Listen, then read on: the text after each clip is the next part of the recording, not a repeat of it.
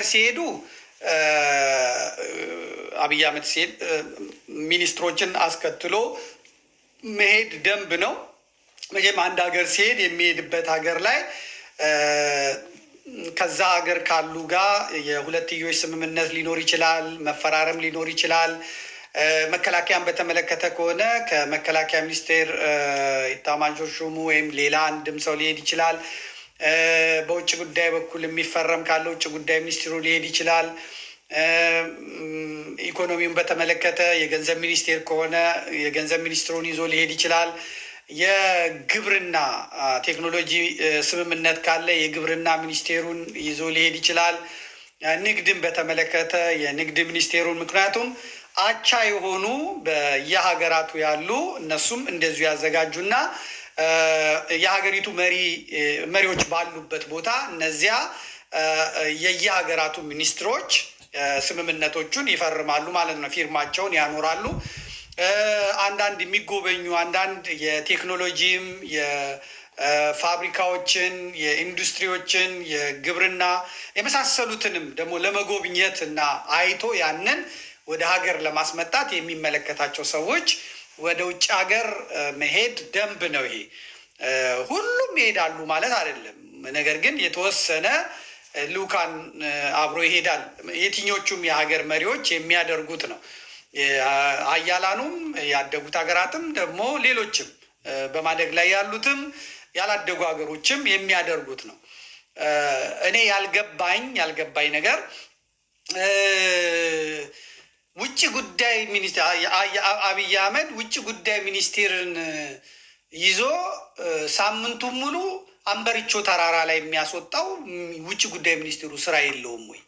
በእውነት እሺ፣ ዳንኤል ክብረት አጫዋች ነው። እሱ የትም መሄድ ይችላል። ምክንያቱም ተረት ይነግረዋል፣ እንቅልፉን ያስመጣለታል፣ ያስቀዋል፣ ብዙ ነገር ሊነግረው ይችላል። የዳንኤል ምንም ችግር የለውም። እንደ ውጭ ጉዳይ ሚኒስትሮቹ አይነት እንደ መከላከያ ሚኒስትር አይነት የክልል ፕሬዝዳንቶች በአጠቃላይ ከንቲባዎች ሳይቀሩ እሱ አንበሪቾ በሄደ ቁጥር አንበሪቾ፣ እሱ አርባ ምንጭ በሄደ ቁጥር አርባ ምንጭ፣ እሱ ስልጤ በሄደ ቁጥር ስልጤ፣ እሱ መንደር በመንደር ጫካ በጫካ በሄደ ቁጥር እነሱም አብረውት ይሄዳሉ። እኔ ያልገባኝ ውጭ ጉዳዩ አንበሪቾ ላይ ምንድን ነው የሚያገኘው? ቢሮ ስራ የለውም ወይ? የሀገሪቷ የውጭ ጉዳይ ነገር ያከተመ ሆኗል ወይስ ሌላ የሚሰራ ሰው አለ? ምን አይነት ልምድ ለማግኘት ነው የኢትዮጵያ ውጭ ጉዳይ ሚኒስቴር አንበሪቾ ላይ የሚሄደው? ምን ለማግኘት ነው? ምን የእንትን ልምምድ ለማምጣት ነው የሚሄደው? ዛኒጋባ ቤቶች ሲጎበኙ የውጭ ጉዳይ ሚኒስቴሩ እዛ ነው። ከተማ ውስጥም ወቅ ሲያደርጉ እዛ ነው። ሌሎችም ሚኒስትሮች እንትኖች እዛ ናቸው። ይሄ ነገር በእውነት እኔ አልገባኝም። ጠቅላይ ሚኒስትሩ አንድ ቦታ ሲሄዱ ሚስታቸውን ይዘው በአካባቢ ያሉትን ባለስልጣናትና ጠባቂዎቻቸውን ይዘው መሄድ ይችላሉ። እንደዚህ ስራ አስፈትቶ ስራ የለም እኮ ነው የሚያስብለው። ስራ አለመኖሩን የሚያሳየው ይሄ እውነት ነው። የውጭ ግንኙነታችን እንደደከመ ባለሙያዎች እየተናገሩ ነው። የሚጎበኙንም የምንጎበኛቸውም ሀገራት የሱማሌ ፕሬዚዳንት ይኸው አባይን መርቆ ለሁለተኛ ጊዜ ዛሬ መጣ። በእውነት አብይም ሱፍ አድርጎ ከረባት አድርጎ ተቀበለው። የጅቡቲውም እንግዲህ የሚቀጥለው ሳምንት ሊመጡ ይችላሉ። ኢሳያስ ነበረ በሳምንት ሁለቴ እዚህ ከዛ አስመራ የሚሄዱት። ኢሳያስም አኩርፎ ቀረ። የሱዳኑ ነበረ። የሱዳኑም ለሁለት ተከፍለው ወደ ኢሳያስ ሄደ። ጠቅላይ ሚኒስትሩም እንግዲህ አሁን በርማ፣ ኢንዱራንስ፣ በርባዶስ የሚባሉ በካርታ ላይ የት እንዳሉ የማይታወቁ ኢኮኖሚያዊ ጠቀሜታም ምንም ሊያመጡልን የማይችሉ እየመረጡ እየሄዱ ነው የሚሄዱት። አንዳንዶቹ ጋም ደግሞ ባካችሁ ጥሩኝ እያሉ እንደሚልኩ ነው የሰማ ነው።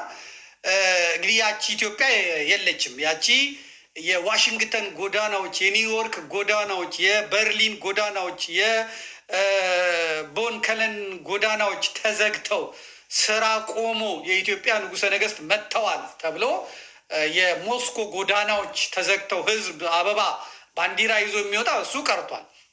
አሜሪካ እንኳን እስካሁን ዋይት ሀውስ አልጋበዘችም። እግዚአብሔር በሚያውቀው እስካሁን ዋይት ሀውስ ጠርታ የኖቤል ተሸላሚ የተባለ ጠቅላይ ሚኒስትራችንን አልጠራችም። እነ ፈረንሳይም እነማም እንዳያችሁት ነው። እነ ጣሊያንም ተሄዶባቸው ነው። ልክ እንደ ድንኳን ሰባሪ እየሄድንባቸው ነው። እና እኔ ግራ የገባኝ ይሄ ነገር ነው።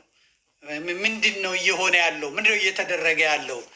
እና ክቡር ጠቅላይ ሚኒስትር እባክህን ብቻህን ሂድ፣ ሚስትህን ይዘህ ዳንኤል ክብረትን ይዘህ የክልሉን ከንቲባ ይዘህ ሂድ እንጂ ሰዎቹ ስራ ፈት መሆናቸውን ባታሳያቸው። አንተ በደበረ ቁጥር ጭንቀት በወጠረ ቁጥር ወደ ደቡብ ጫካ እየሮጥክ ትተነፍሳለና እነዚህ ሰዎች ስራቸውን ቢሰሩበት በእውነት እሺ። ተወጣ ይሄ ተራራ ውጭ ጉዳይ ሚኒስቴርን የሚያክል መከላከያ ሚኒስቴርን የሚያክል የድሬዳዋ ከተማ ከንቲባ ምንድን ነው እዚህ የሚሰራው? ስንት ጉዳይ አለው እዛ፣ ስንት የሚሰራው ስራ አለ። ያዝልኝ እስቲ እዚህ ጋር ያዘው። እሺ አሁን ይሄ ተራራ ነው፣ አንበርቾ ተራራ ነው፣ ወደ ላይ ነው ደረጃው። እሺ ካሜራ ይዞ ይሄ ቆሞ አሁን ይሄ ፑሻፕ ነው፣ ትችላለህ፣ ፑሻፕ ትችላለህ። ግን የቆመ ተራራ ላይ ቅረጸኝ ብሎ አሁን ካሜራውን ከፊቴ ቅረጸኝ እንደዚህ ተሳደር ለዚህ ለፒፕሉ ማሳየት ነው ፈልገው። አንተ የልጅነት ህልምን ጭንቀትን እያራገፍክ ነው ሰው ላይና እንደው ቢሆን የመንግስት ሰራተኞቹ ቦታ ቢይዙ ከነገ ጀምሮ ይስተካከል። አሁን ብርሃኑ ነጋ አንበርጮ ጋር ምን ይሰራል? ምንም ትምህርት ቤት የለ ምን የለ። ትምህርትን በተመለከተ ሌሎች ከትምህርት ጋር የሚያያዙ ነገሮችን በተመለከተ ብሄር ጥሩ ነው። አሁን ጌታቸው ረዳ የምስራቅ አፍሪካ ምናምን አማካሪ ነው። እሱን ይዞ ኬንያ በቀደም እንደዚህ ነው። ኬንያ ጌታቸውን ይዞ ሲሄድ እዛ የጠቅላይ ሚኒስትሩ የምስራቅ አፍሪካ ጉዳዮች አማካሪ ተብሎ እሱ ሊናገር ይችላል፣ እንግሊዝኛም ይችላል። ጥሩ ነው። ደግሞ ቃልም አውጥቶ ይሄዳል እና እንደምታዩት መቼም እኮ አቤታዊ ፖለቲካ። አሁን ጌታቸው 1 ሚሊዮን ትግሬ ያስገደለ ይመስላል። እንደው ያንን ሁላ ትግሬ አስጨፍጭፎ አብይን ድንክ እያለ ሲሰድብ 7ኛ ክፍል ነው ጨ ነው ሲል መከራውን ሲያበላው ከርሞ አሁን እናቴ አማካሪ ሆኖ ቁጭ አለ። ሁለቱም አብይ አህመድ በጣም ስማርት ነው። ጌቾም ከመጀመሪያው ጀምሮ ተናግሬያለሁ። እኔ ገና ጦርነቱ ሲጀመር ሰምታችሁኛል። የመለስ ዜናዊን መስመር ኔትወርኩን ለማጥፋት የተፈለገው እነሱን አጥፍተዋል። ጌታቸው ማለት ሲሳደብ ምናምን ያያችሁት ጌቾ ተልኮ ነው፣ ሚሽኑን ጨርሷል። ስለዚህ አሁንም ሌላ ድራማ ለመስራት እንጂ ምንም አይሆኑም፣ ምንም አይደረጉም ብለናል። እና አርከበም አለቃ እንደሆኑ ሰምተናል። አሳዳጊዎቻቸው ናቸው። በትግራይ ችግር ሊኖር ይችላል፣ ችግር ሊፈጠር ይችላል። ግን ችግር ይፈጠራል ብሎ ሰዎች ጉዳዩን ለትግሬ ብቻ ሰጥቶ መቀመጥ ትክክል አይመስለኝም። እንደኔ አሁንም ሌላ በሲስተም ያሉ ነው የሚመስለኝ። የህወሓት ቡድን አለ፣ የህወሓት ቡድን የነ ደብረጽዮን ቡድን አለ።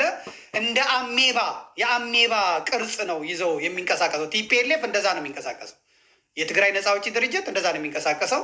ራሱን ያባዛል፣ ራሱን ይከፋፍላል። እና ግን አሜባ ነው እና ያኛው ቲፒኤልኤፍ ትግራይ ይቀመጣል። ከዛ ጊዜያዊ አስተዳደሩ ደግሞ ታደሰ ወረደ ነው። ታደሰ ወረደ ደግሞ የጊዜያዊ አስተዳደሩ እሱም ያው አራጅ ገዳይ የነበረ ሰው ነው። ከነ ደብረጽዮን ጋር ነው የሚሰራው። እሱ ይሾምልን ያሉትም እነ ደብረጽዮን ናቸው። የአብይ ስራ እነ ደብረጽዮን የጠየቁትን ጥያቄ ማሟላት ነው። አሟልቶላቸዋል፣ ሆኗል። ጻድቃን ምናምን ሀብት ስላለው ነው። ራያ ቢራ ከፍተኛው ገንዘብ የሱ ነው፣ ብዙም ወጪ አለው። ተልኮነታቸውም ሌላ ስለሆነ ይሄኛው ሌላ አሜባ ነው፣ እዚህ ተቀምጧል። ሌሎች ደግሞ አፋር የገቡ አሉ። ህወሓትን እንዋጋለን ብለው አፋር የገቡ አሉ። እነሱም ሌላ አሜባ ናቸው። ራሳቸውን እያባዙ ራሳቸውን እየቆረጡ የሚሄዱ ሰዎች ናቸው። ጌታቸው አብይ አህመድ አጠገብ ነው ያለው እና ጌታቸው እዚህ የሚቀመጠው ዝም ብሎም አይደለም፣ በሁለቱም መጫወት ይችላል። ደመራው የወደቀበት ቦታ ላይ ያው ይገለበጣል። ምንም ችግር የለባቸውም። ህዝብ አለቀ ምን አለቀ ምናምን። እነዚህ ፖለቲከኞቹ ሰይጣኖች ናቸው። በሰይጣኖች ምንም ጉዳይ ሰው ሞተ እንደ ዶሮ ጫጩ